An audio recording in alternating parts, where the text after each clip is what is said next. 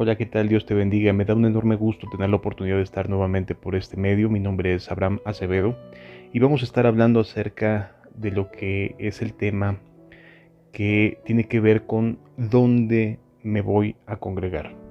¿Qué tipo de iglesia debo de buscar? ¿Cuáles son las características que debo de encontrar en una iglesia? ¿Y qué cosas debo de descartar de una iglesia para no irme a congregar ahí?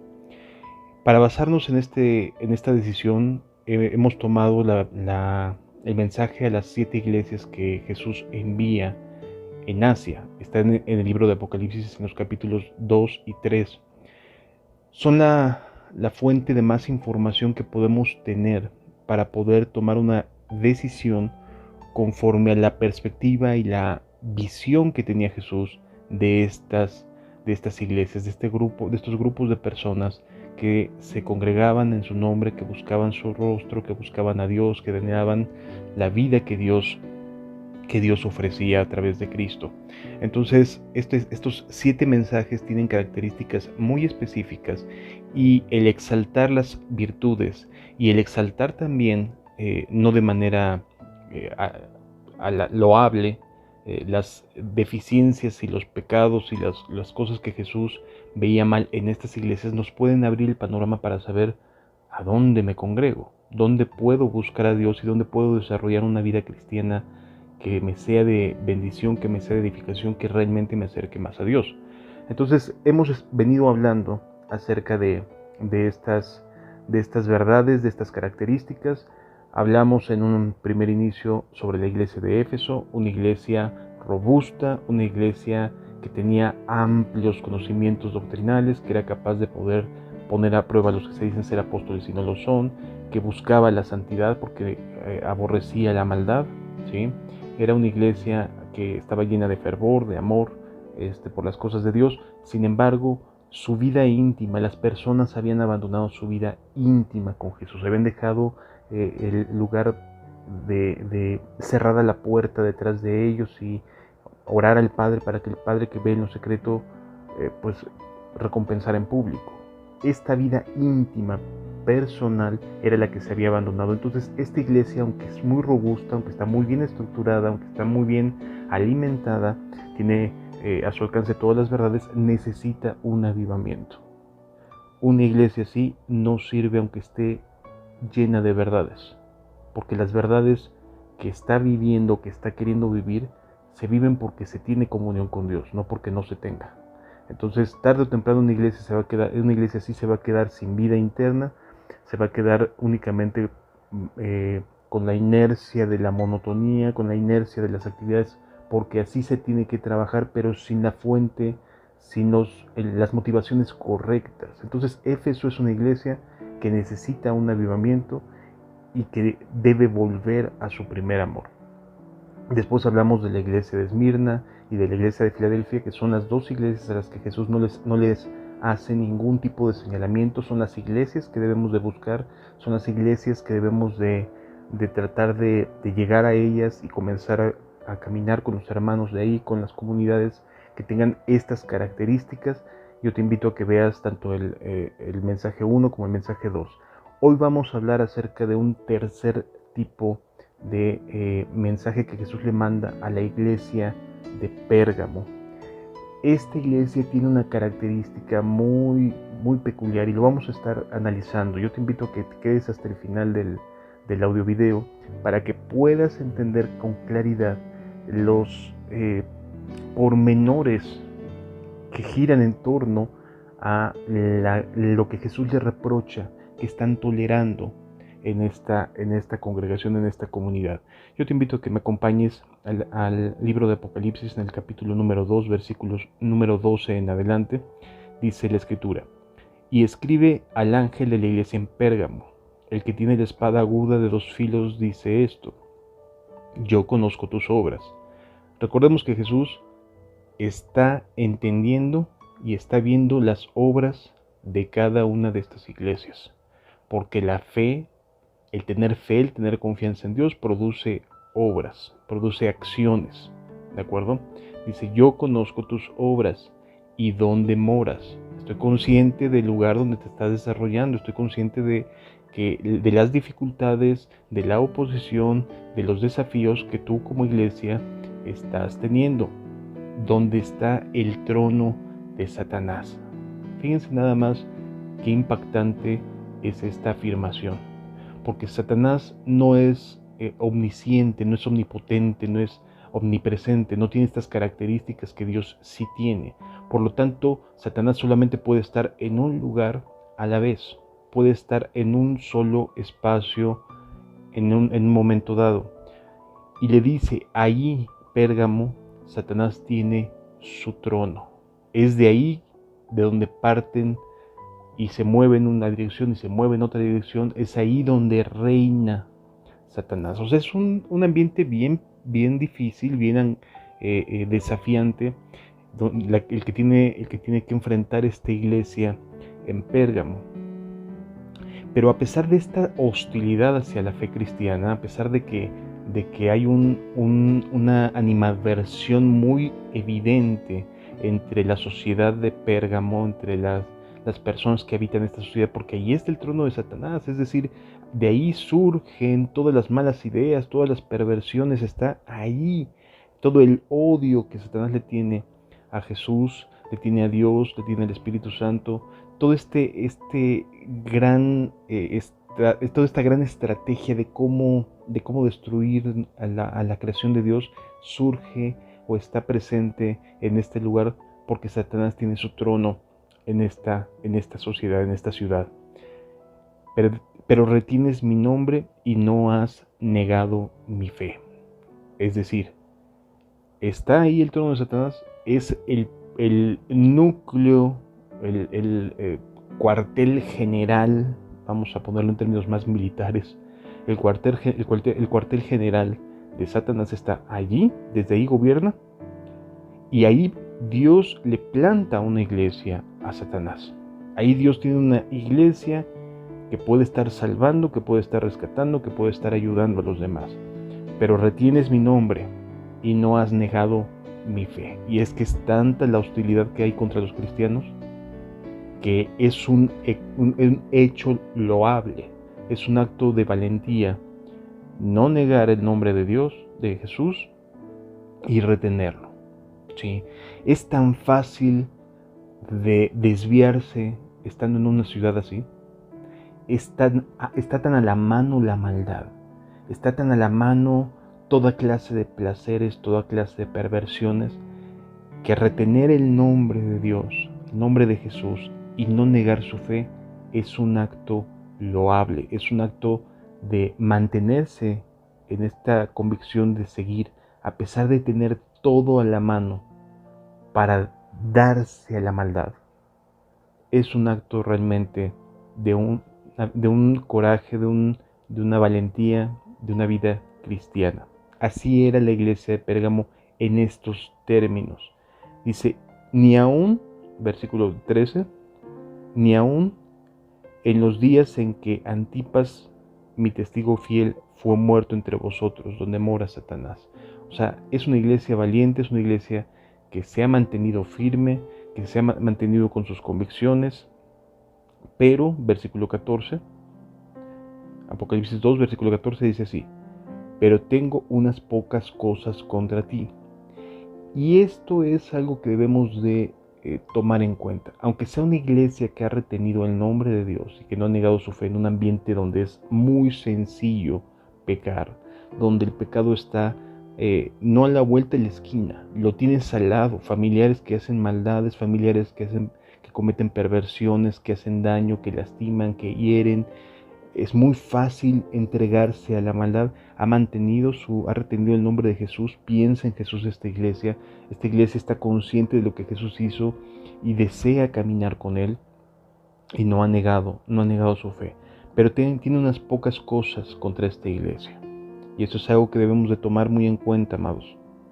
Que tienes ahí a los que retienen la doctrina de Balaam. Es decir, que en este grupo, de cristianos, en esta iglesia, existen personas que se ven como hermanos, que se tienen por hermanos en la fe, que dice la Escritura que tienen la doctrina de Balaam, que enseñaba a Balac a poner tropiezo ante los ojos de Israel, a comer de cosas sacrificadas a los ídolos y a cometer fornicación. Y también tienes a los que retienen la doctrina de los nicolaitas, la que yo aborrezco. Aquí ya dice dos cosas que tienen que ver con doctrina. Esto es bien importante poderlo entender, porque Éfeso no tenía ningún problema con doctrina. Esmirna no tenía ningún problema con doctrina, lo mismo que Filadelfia. Pero aquí entramos en el mundo de los debates, de las diferencias doctrinales dentro de una comunidad cristiana, ¿sí?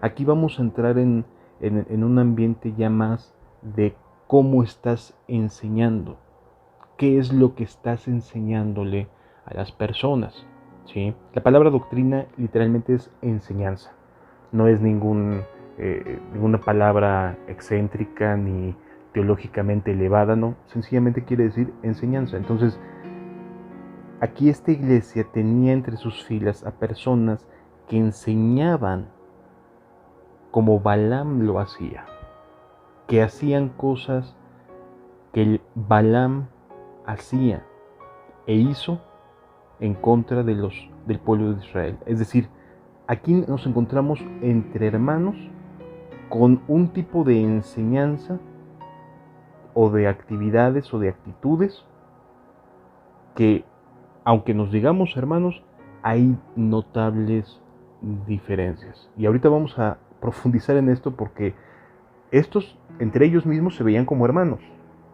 O sea, a los que Jesús les dice, no has negado mi fe, has retenido mi nombre.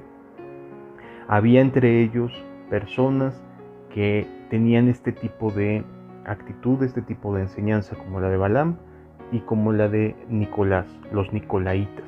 Que viene bien en este sentido de los nicolaitas, no hay ninguna referencia sustentable para poder saber qué tipo de enseñanza presentan los nicolaitas que estaban en la iglesia de Cristo, porque no hay una referencia directa. Sabemos que se les dice nicolaitas porque eran discípulos de un cristiano, entre comillas, que se llama Nicolás, o que se hizo el cristianismo, se lo convirtió o aprendió la doctrina, no sabemos cómo poderlo clasificar, pero que estaba presente y se le tomaba como hermano, ¿sí? Y a estos varones que tenían esta forma de pensar como la de Nicolás, se les decía nicolaitas, estaban considerados entre los cristianos, entre los hermanos. La propia iglesia los tenía considerados hermanos en la fe, lo mismo que a los que retenían la doctrina de Balaam. Entonces es muy importante entender que no estamos viendo enemigos, estamos viendo diferencias doctrinales entre Nicolás, los nicolaitas, entre los que retienen la doctrina de Balaam y aquellos que están caminando reteniendo la fe y el nombre de Jesús en medio de una ciudad sumamente adversa, ¿de acuerdo? Entonces, en una misma congregación, en una misma iglesia, hay tres tipos de pensamientos, ¿sí? Sin embargo, estos tres tipos de pensamiento son capaces de poder convivir en una misma sociedad, ¿sale? Nada más que las diferencias, ahorita las vamos a ver, son marcadas. En el caso de los nicolaitas no podemos hacer una referencia directa a qué tipo de doctrina es la que presentaban, pero me queda claro que Jesús la aborrecía, ¿estás de acuerdo? Y además esta misma doctrina también aparece en otra iglesia. Entonces es una doctrina que debe de ser muy parecida al cristianismo, pero que Jesús aborrece. ¿Por qué razón no tenemos ninguna referencia directa?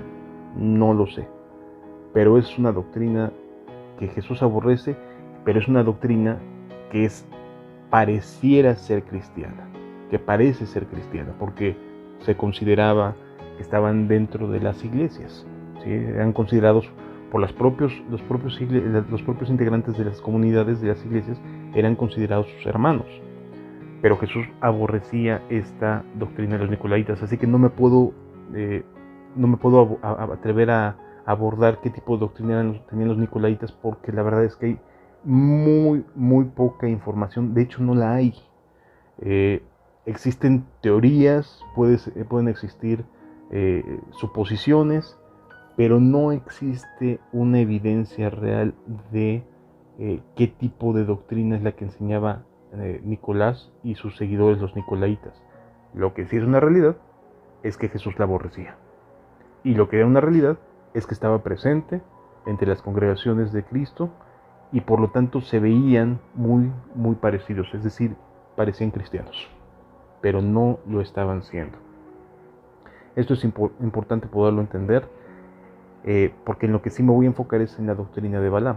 Esta sí tiene bastante referencia, esta sí tiene un sustento bíblico desde donde partir para poderla desmenuzar y poder entender cómo es que estaba infiltrada dentro de esta congregación y cómo puede Balaam estar enseñando a los hijos de Israel, o cómo pueden estar los cristianos, en este caso, en esta congregación, cómo puede haber cristianos que pongan tropiezo a otros cristianos, ¿sí? Que los lleven a hacer cosas que a Jesús no le agradan, no provienen de Dios, ¿de acuerdo?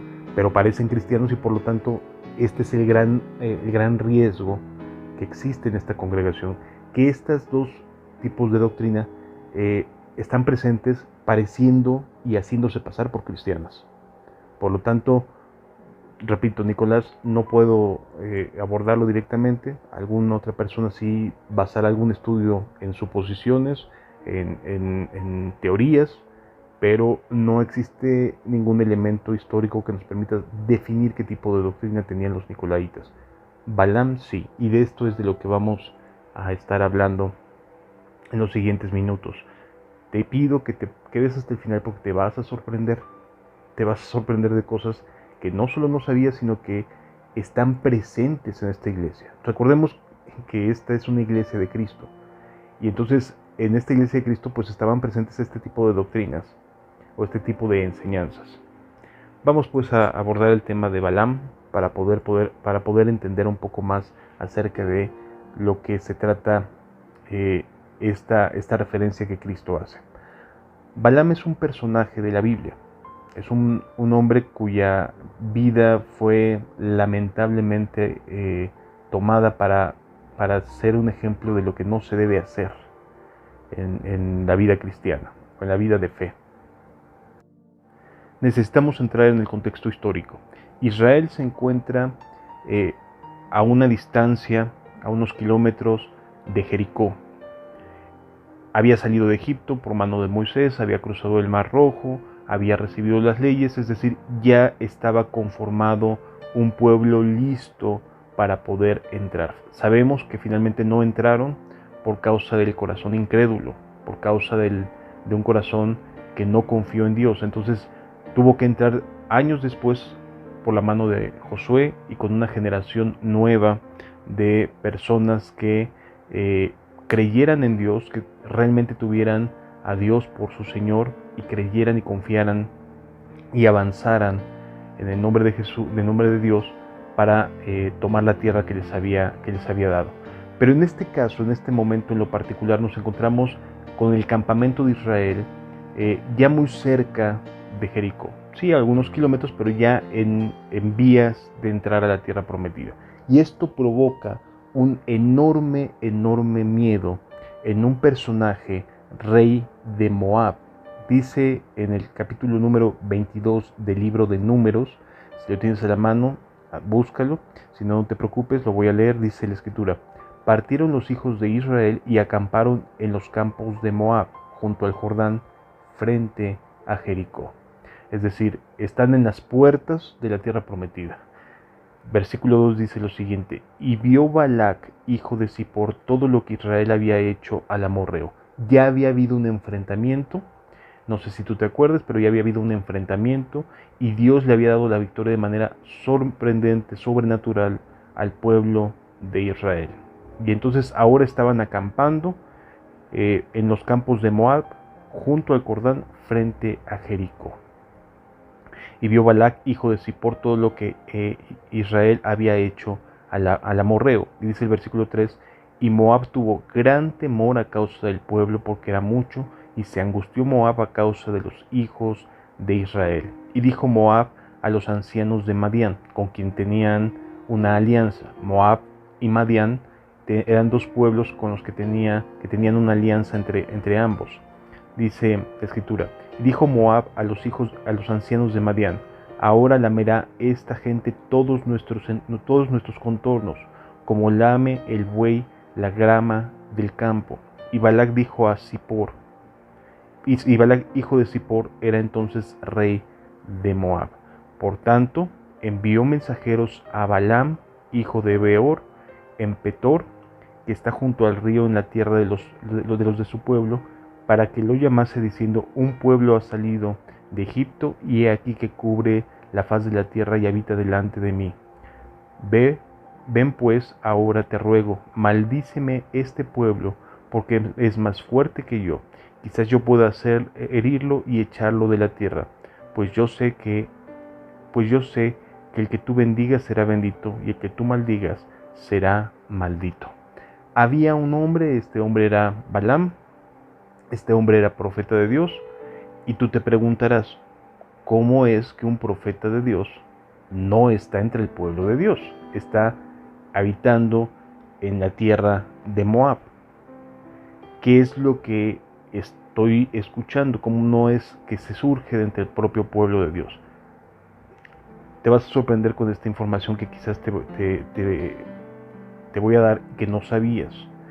Moab es descendiente, son hijos del hijo primogénito de Lot con sus hijas, de este monstruoso incesto que cometen sus hijas con su padre. Lo embriagan después de que salen de Sodoma.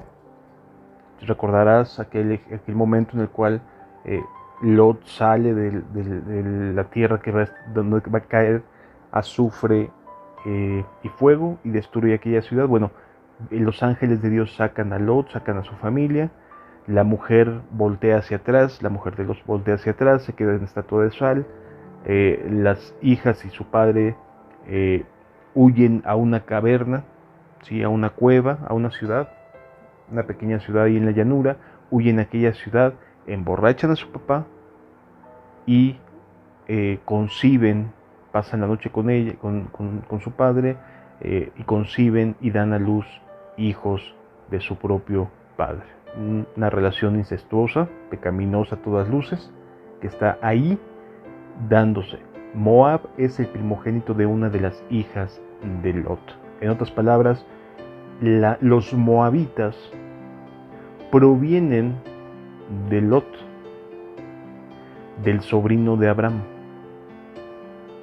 A lo mejor no lo entendías así. Son familia lejana de Israel, ¿sí? Son parientes, son hermanos de la misma sangre. Obviamente los moabitas, después de estar 400 años en esa tierra, se mezclaron, y etcétera, etcétera. Tomaron para sí mujeres de otras naciones. O sea, no tenían ya rastro que los distinguiera como descendientes de la familia de Abraham. Pero finalmente, su sobrino Lot, hijo de su hermano, es padre de los moabitas.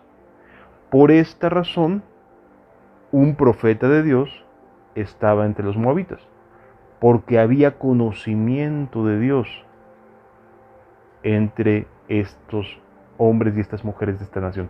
Obviamente había muchos otros dioses, eran politeístas, honraban a otros dioses, pero dentro de su, digámoslo, lista de creencias, aparecía Dios, el Dios de su tío Abraham, ¿sí? En otras palabras, Moab era descendiente de la familia de Abraham. Pero más aún te va a sorprender saber que los madianitas eran descendientes directos de Abraham. Si no me acompañas a leer juntos el Génesis 25, nos vamos a llevar la sorpresa de que Abraham no solamente tuvo a Ismael y a Isaac, tuvo otros hijos, y entre ellos estaban los madianitas.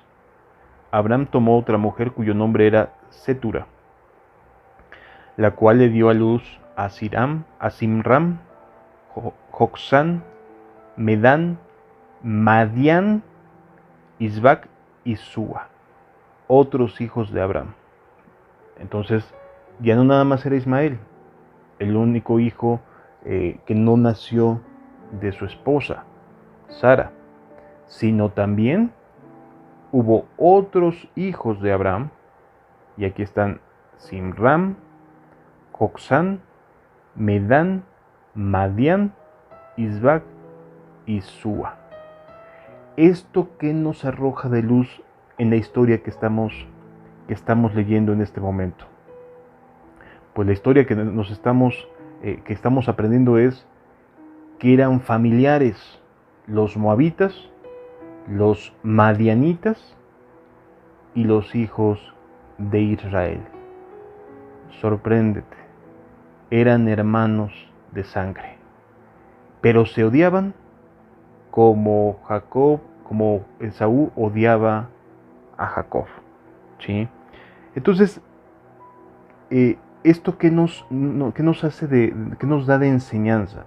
Porque realmente es muy importante entender que este rechazo de parte de los moabitas y este rechazo de parte de los madianitas tiene que ver directamente con las promesas que Dios había dado a Abraham, el tío, o Abraham como tío de su padre Lot, y por parte de los moabitas y por parte de los madianitas veían en Israel la bendición que Dios tenía sobre Isaac y no sobre Moab, que también era descendiente de Abraham.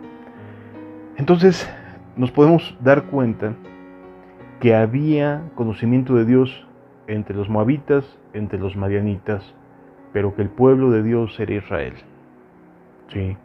Sí tenían conocimiento de Dios los madianitas, por supuesto que sí. El suegro de Moisés, Jetro, era sacerdote Madián y temían a Jehová, Dios de los ejércitos. ¿De acuerdo? O sea, ¿había conocimiento? Sí había conocimiento. Moab tenía a Balaam y era profeta de Dios, y Dios hablaba con Balaam. ¿De acuerdo? Entonces, en este conflicto, en esta doctrina, los tres son hermanos. Esto lo trasladamos a una iglesia actual, y en una misma congregación puede haber esta misma tipo de enseñanza. Algunos son pueblo de Dios, otros pueden ser descendientes de alguien como Lot, y otros pueden ser descendientes de Abraham, pero no es Israel, ¿sí? Entonces entendemos que en un mismo grupo, pensando en el libro de Apocalipsis, estuvieran distintos tipos de percepción, de enseñanza, de cómo ven a Dios los de Nicolás, los nicolaitas, los de Moab, en este caso son los de Balaam, ¿sí? Y el pueblo de Israel. Es un ejemplo muy llamativo. Y entonces se unen dentro de esta triste manera de vida familiar. Se unen Moab, o más bien ya estaban unidos Moab y Madián, en contra de Israel. Dos hermanos en una misma congregación, dos tipos de enseñanza, dos tipos de opiniones en contra de Israel, de un hijo de Dios, de alguien que está reteniendo el nombre de Cristo. ¿Sí? Recordemos que estamos haciendo un puente, y la vida de Balaam nos va a enseñar para poder entender mejor qué tipo de cosas le estaban desagradando a Jesús que se estaban presentando en esta iglesia de Pérgamo. Entonces, son familias, son hermanos. Moab, Madián e Israel son descendientes de parientes. ¿Ok? Entonces vamos a continuar avanzando en esta narrativa, porque vamos a ver los conflictos que se generan y los vamos a poder entender como si estuvieran dentro de la propia iglesia, ¿de acuerdo? Por eso Jesús le dice, retienes ahí a los que retienen la doctrina de Balaam. Y por otro lado, le dice, tienes ahí a los nicolaitas. Es como si estuviéramos viendo en esta época de números, de Moisés, a Moab, a Madián y a Israel. Dos son hijos de Abraham, de manera directa, ¿sí? Madián y Jacob son hijos directos de Abraham, pero sobre uno está la promesa. La diferencia, ¿en qué consistía? Los otros dos pueblos podían tener conocimiento de Dios y podían tener sus propias convicciones acerca de Dios, pero no solo tenían a Dios dentro de su serie de creencias, sino se corrompieron, se volvieron politeístas, se volvieron idólatras, etc. Mientras que Israel estaba siendo apartado y enseñado para la gloria de Dios. ¿Sí? Ok. ¿Qué sucede después?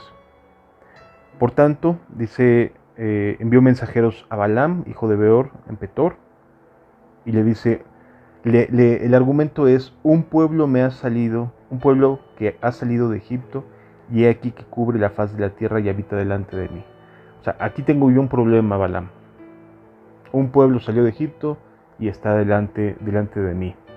Ven pues ahora, te ruego, y maldíceme este pueblo, porque es más fuerte que yo. Quizás yo pueda herirlo y echarlo de la tierra, pues yo sé que el que tú bendigas será bendito y el que tú maldigas será maldito. ¿De acuerdo? Entonces aquí tengo un problema, le dice el profeta, tengo un problema, yo no quiero que estos estén aquí. ¿Sí? Es como cuando vas a la iglesia y le dices, oye, tengo un problema, yo no quiero que fulano de tal siga haciendo esto, siga haciendo aquello. ¿Sí? Son conflictos internos. Aquí hay un conflicto más entre pueblos, pero finalmente es la misma idea. Por eso es importante entender la doctrina, sacarla, el tipo de enseñanza que nos arroja esto, lograr desmenuzarla. ¿Sí? Por eso te invito a que tengas un poquito de paciencia, porque sí es un poquito largo este tema. Continúa diciendo la escritura, fueron los ancianos de Moab y los ancianos de Madián, con las dádivas de adivinación en su mano, llegaron a Balaam y le dijeron las palabras de Balac. ¿Sí? Fueron llenos de tesoros, le manda a los ancianos, o sea, el rey de Moab le manda a los ancianos, oye, a ver, tenemos este problema, Balaam. Hasta este momento Balaam sí está teniendo comunión con Dios, está siendo profeta de Dios. Entonces, ¿qué nos arroja esto de luz? Que en una misma comunidad habrá quien sí esté caminando con Dios, está bien con Dios, pero le piden hacer algo que Dios no le agrada. ¿Sí? Oye, hermano, ayúdame a vender esto, ayúdame con aquello, ayúdame con esto otro. Oye, pues ve y dile a este. Oye, pues ve y haz aquello. Entonces se empiezan a dar este tipo de relaciones complicadas. Y además aquí había un tesoro de por medio, había un recurso de por medio que le estaban ofreciendo a Balaam. Continúa diciendo la escritura. Él les dijo, reposad aquí esta noche, yo os daré respuesta según Jehová me hablare. Así que los príncipes de Moab se quedaron con Balaam. Versículo 9 dice, y vino Dios a Balaam y le dijo, ¿qué varones son estos que están contigo? Y Balaam respondió a Dios, Balac, hijo de Zippor, rey de Moab, ha enviado a decirme, he aquí este pueblo que ha salido de Egipto, cubre la faz de la tierra, ven pues ahora y maldícemelo, quizás podré pelear contra él y echarlo. Entonces aquí vemos que sí hay comunión, Balaam no sale corriendo de la presencia de Dios, sino sí hay intercambio de diálogo entre Dios y Balaam. Era profeta de Dios. Sí.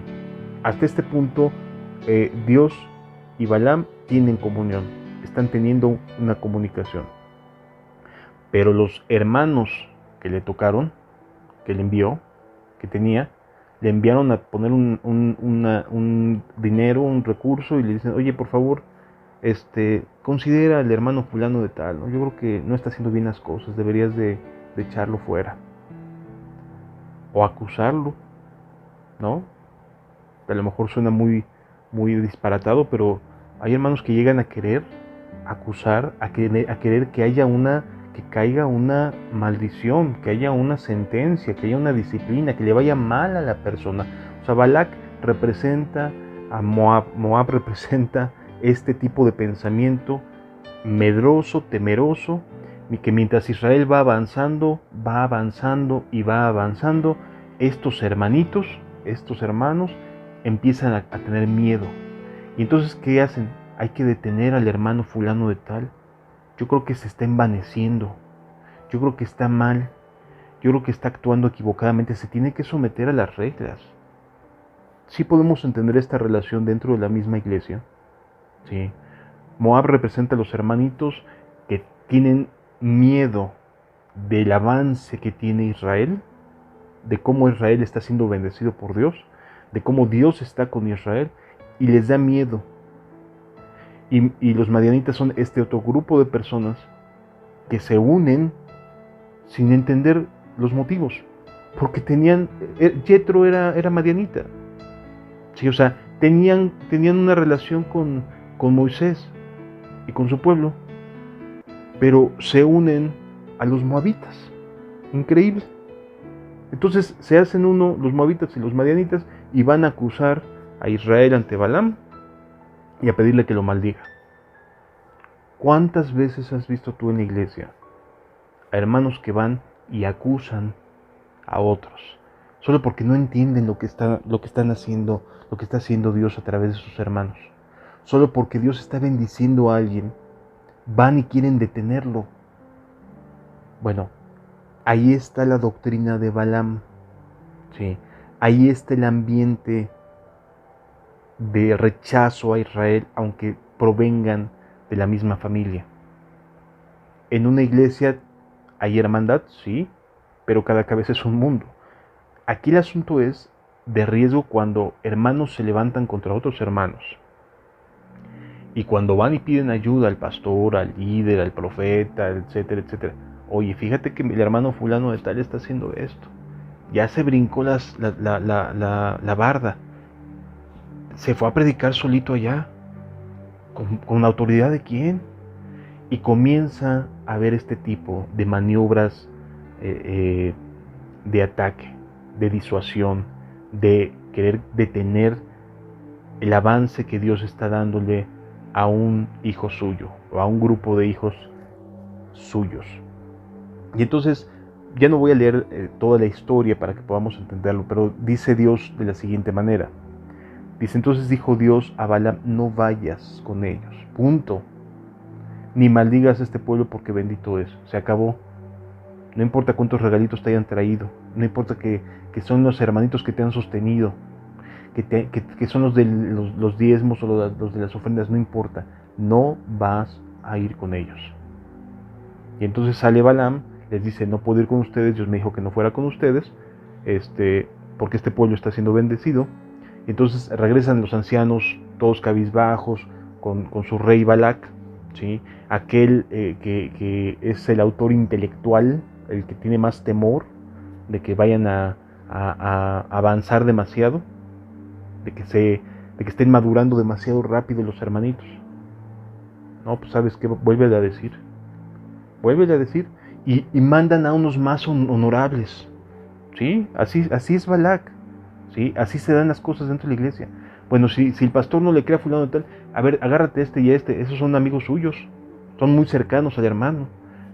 Que él les diga, y manda nuevamente otra embajada, otro grupo de personas para decirle a Balaam, nuevamente, ven conmigo, mira, te voy a honrar. No, hombre, pues ahí el líder, ¿verdad? El pastor, el que está ahí al frente empieza a temblar. Oye, pues es que estos son los que me sostienen, estos son los que ayudan, estos mandó a alguien más de mayor renombre, ¿sí?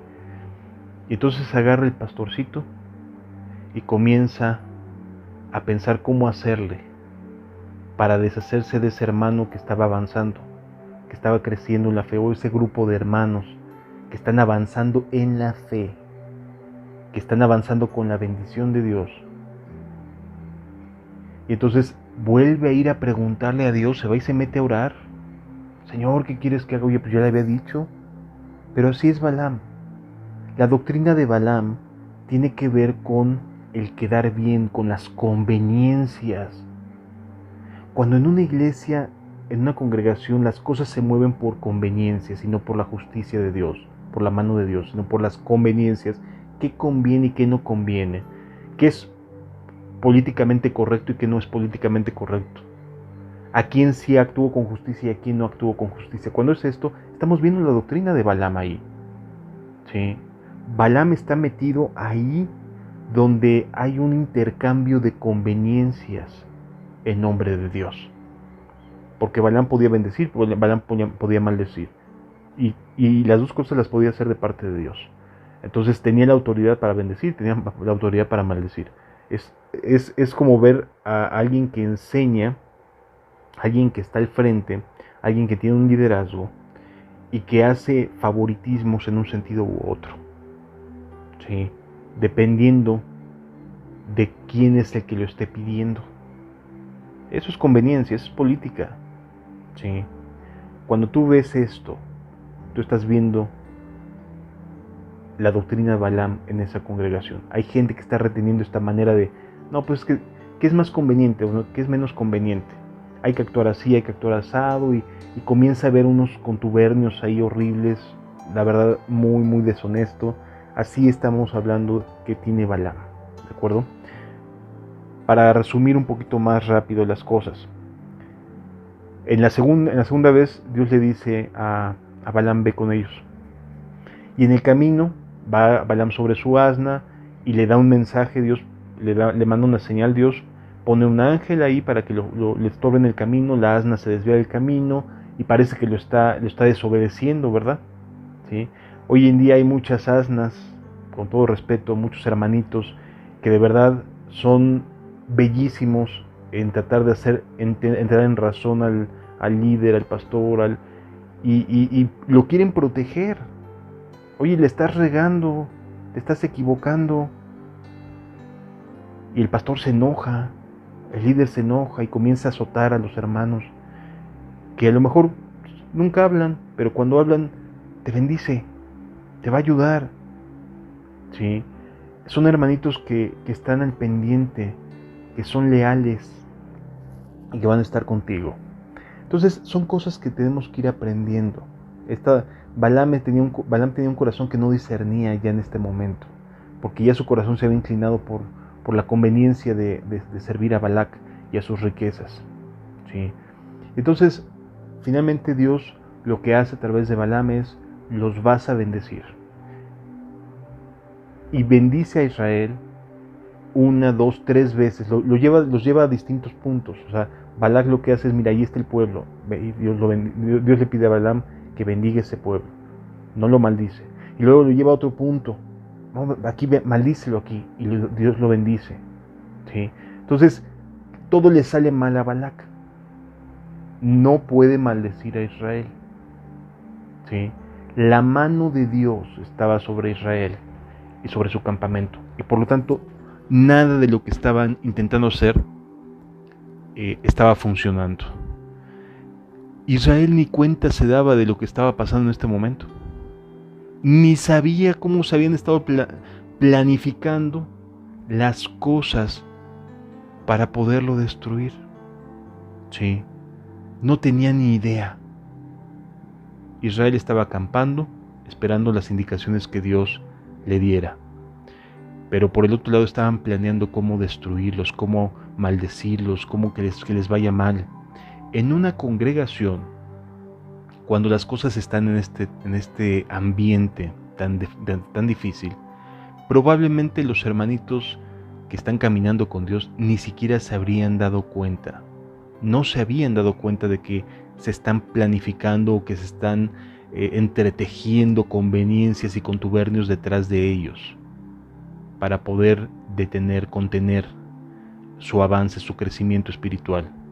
¿Sí? Entonces, aprendamos de esto, hermanos. En esta iglesia de Pérgamo, esto es lo que se estaba dando. Una serie de conveniencias, contubernios, que conviene, que no conviene, cómo los detenemos, cómo no los detenemos. Finalmente, dice el pastor, el líder, Balaam, a través de una parábola les da la idea, es que se mantienen en un estado de santidad. Habría que buscarles algo. Habría que buscar la manera de que ofendan a Dios, para que así Dios se enoje contra ellos y quite su bendición de ellos. ¡Wow! Así actúan muchos pastores, muchos que se dicen hermanos el día de hoy. Vamos a buscar a ver en qué se equivocan los que vienen creciendo bien, los que están siendo bendecidos por Dios. Hay que buscar la manera de detenerlos. Y esto estamos hablando que se da en una misma iglesia, amado. Sí. Finalmente, Moab logra tristemente hacer que peque el pueblo de Israel porque pone a sus doncellas a la mano. ¿Sí? Pone a sus doncellas a la mano y sus doncellas comienzan a fornicar con ellos. No se casan, no se pueden casar porque no son israelitas, pero sí comienzan a tener relaciones con ellas y ellas les empiezan a enseñar acerca de sus formas de creer, sus ídolos. Entonces, finalmente el pueblo de Israel termina sí pecando contra Dios en este sentido, y murieron cerca de 24,000 hombres en una sola jornada, a causa de que Dios se levantó, se enojó tanto y destruyó a una buena parte de las personas que vivían en Israel, de los varones que habían cometido estos hechos tan terribles. ¿Qué nos enseña todo esto acerca de la doctrina de Balaam? ¿Qué nos muestra todo esto para regresar a Apocalipsis capítulo número 2 y entender por qué Jesús les dice que tienen contra ti que retienes ahí a los que tienen la doctrina de Balaam? Dice la escritura en el versículo número 14: pero tengo unas pocas cosas contra ti, que tienes ahí a los que retienen la doctrina de Balaam. Obviamente los que estaban actuando como Balaam no lo hacían con un estado de conciencia. ¿En qué sentido? No se comparaban con Balaam, se creían cristianos, a eso me refiero. Se creían que estaban haciendo bien las cosas, pensaban estar actuando correctamente, pensaban que su doctrina, su forma de hacer las cosas, era la atinada, la correcta. Creían que sus conveniencias, sus relaciones interpersonales para poder sacar de la jugada a una persona era lo que convenía de parte de Dios. Pero Jesús ve esta doctrina como la doctrina de Balaam. Que truene Israel, que truenen aquellas personas que están caminando con Dios, en cuyas vidas se nota la bendición de Dios.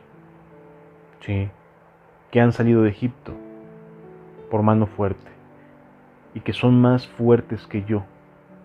Ese es el miedo de Balac, que aunque él era rey de Moab y tenía pacto con los madianitas, le tenía miedo al avance y a la mano de Dios que estaba siendo evidente sobre el pueblo de Israel. Y entonces buscó la manera de detenerlos. Tengamos mucho cuidado con estos ambientes en la iglesia. Cuando se levantan hermanos contra otros hermanos, porque unos están siendo bendecidos, porque unos están trabajando en la obra de Dios, y los que no están trabajando son los que se levantan. Esto es muy semejante, y con esto termino, a lo que Jesús enseña cuando dice en la Escritura: el que conmigo no recoge, desparrama. Es decir, si no estás trabajando con Jesús en su obra, si no estás haciendo la voluntad de Dios en su obra, haciendo la voluntad de Cristo, liberando almas, llevándolas a los pies de Cristo, etc. Si no estás trabajando, ¿qué estás haciendo? Porque normalmente el que no trabaja es el que más está de ocioso y es el que más señala. Y es el que más busca que los que están avanzando truenen, caigan. Y si es necesario echar mano del pastor, echo mano del pastor. ¿Sí me doy a entender? La doctrina de Balaam es así. Enseña a otros a que si no conviene algo, si no me gusta, si no estoy de acuerdo, mejor detenerlos o que se vayan. Esa es la doctrina de Balaam. Una doctrina en la cual lo que busca Satanás es detener el avance de los hermanos, de las hermanas que están caminando con Dios. ¿De acuerdo? Mucho ojo con este tipo de iglesias, donde te dicen, todavía no, estás en tu primer amor, te entiendo, estás muy emocionado. Uy, así deberías de estar, hipócrita. Deberías de estar contento y feliz por el avance del reino de los cielos. Pero sin en cambio, tú estás deteniendo las cosas, estás conteniendo a quienes están avanzando. Arrepiéntete, arrepiéntete de verdad, porque no vas a tener parte ni suerte con Cristo Jesús en su reino. Amado, amada, si tú llegas a una congregación y comienzas a notar este tipo de choques, este tipo de dificultades, parecen que son tribus, ¿no? Como Moab juntándose con Madián en contra de otro grupo. Ahí están los hermanos tal, ese grupito se lleva más o menos tranquilo con el otro grupito, se juntan y vamos a denunciar a estos otros. Y este tipo de ambiente, mejor ni te metas. Mejor ni te metas. Necesita un avivamiento, una congregación que está en este contexto. Si tu iglesia, si tu congregación vive de componendas, o sea, de cosas que conviene y que no conviene, que si el hermano de tal ya fue a acusar con el pastor y el pastor se la cree, porque conviene, ¿no? Se la cree y dice, no, pues ahorita, en fin, que ni me caía bien ese hermanito. Y ese hermanito estaba avanzando en el reino de su justicia, estaba haciendo lo que Dios le pedía hacer.